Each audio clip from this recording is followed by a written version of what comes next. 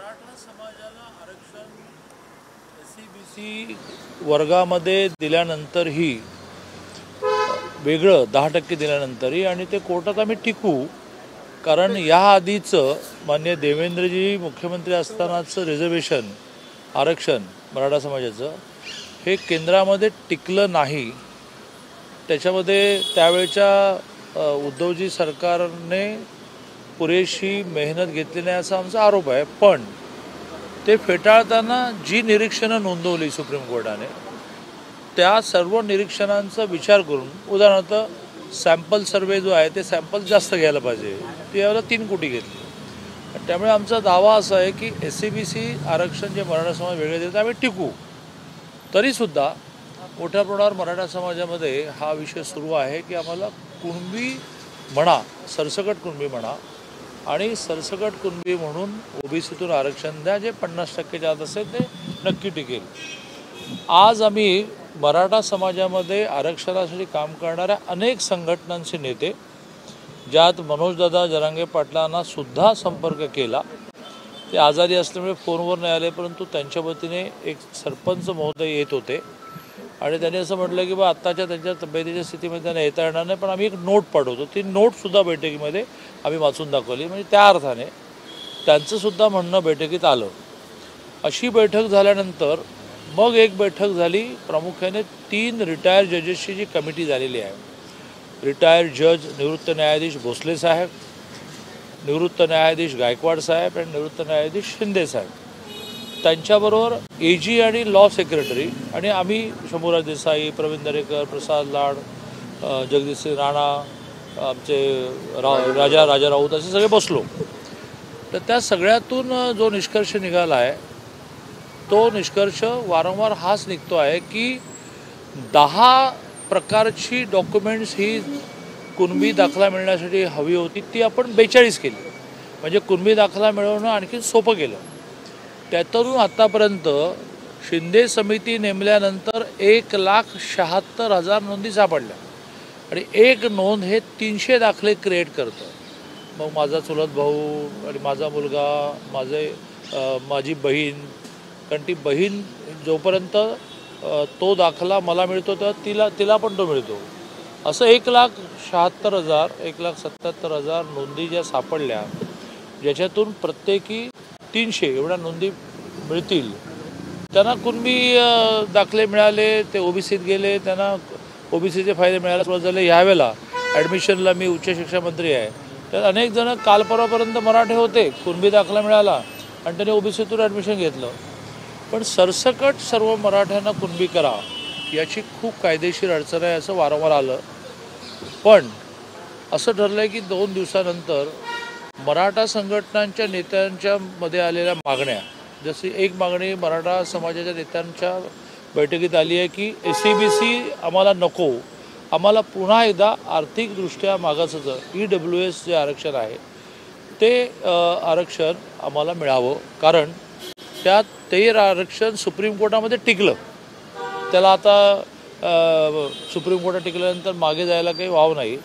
आणि त्यात जातीचं आरक्षण नसणाऱ्यांना ते मिळत असल्यामुळे खूप कमी जाती राहिल्या आणि मराठा समाजाला 3 वर्ष 8.5% मिळालं. केंद्रातल्याही नोकऱ्या, केंद्रातल्याही सवलती त्यांना एलिजिबल असतात, पात्र असतात. मग आम्ही ते घालवलं आणि SC/BC मिळवलं. तर आमचं SC/BC काढून घ्या, कारण SC/BC असताना आर्थिकदृष्ट्या मागासांचं आरक्षण देता येत नाही. त्याची तळटीपच अशी आहे की जातीचं आरक्षण मिळणाऱ्यांना ते आरक्षण मिळणार नाही. आता हे एक नवीनच विषय समोर आला, याला सर्व समाजाने मागणी मान्य करायला लागेल आणि SC/BCचं आरक्षण दिलेलं मागे घेणं हा काही सोपा विषय नाही आहे. काही व्यावहारिक मागण्या आल्या आहेत की अण्णासाहेब जावळेंच्या नावाने एक वेगळं मराठवाड्यासाठी आर्थिक महामंडळ करावं. अशा ज्या काही सहज करता येणाऱ्या मागण्या आहेत त्या आम्ही नक्की मान्य करू. मागणी मुख्यमंत्री महोदयांबरोबर बोलायला लागेल.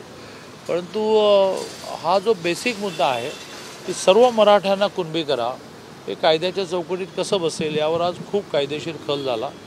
सरकार सकारात्मकच आहे, सरकार काही ना काही मार्ग काढण्याचा प्रयत्न करत आहे, परंतु कायद्याच्या चौकटीत टिकणारं OBCच्या मूळ आरक्षणाला धक्का न लावता कायद्याच्या चौकटीत टिकणारच द्यावं लागेल.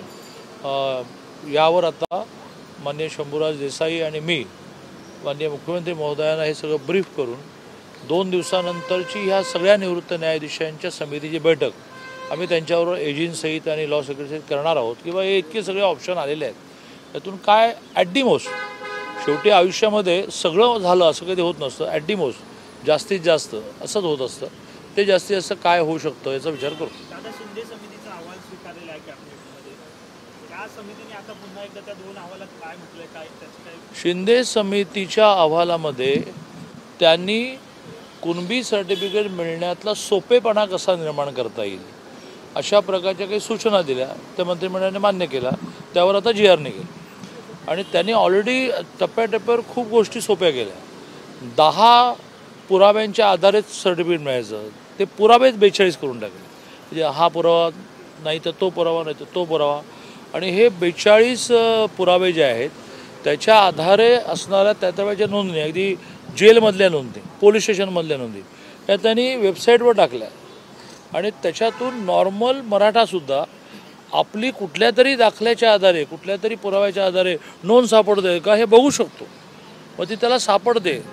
10 दाखल्यांमध्ये नव्हती सापडत, 42 सापडते आणि तो ते घेऊन धावत पळत जातो आणि कुणबी सर्टिफिकेट मिळवतो.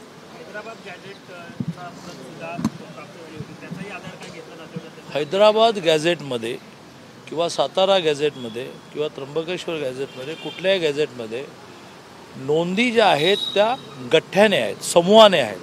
आणि समूहाने असणाऱ्या नोंदीवर समूहाला तुम्हाला कन्व्हर्ट म्हणजे मराठा टू कुणबी करता येत नाही. आणि त्यामुळे आमचं म्हणणं आहे ना की जर 1882मध्ये तुम्ही कुणबी होता, तुम्ही म्हणजे समजा मराठा समाज कुणबी होता, 1892ला होता, 1902ला होता, 1922 पासून तो पुन्हा मराठा लिहायला लागला. याची त्यावेळची काही सामाजिक कारणं आहेत. त्यात सांगण्या इतकं म्हणजे नाही तर तो एक क्लासरूममधलं भाषण होईल.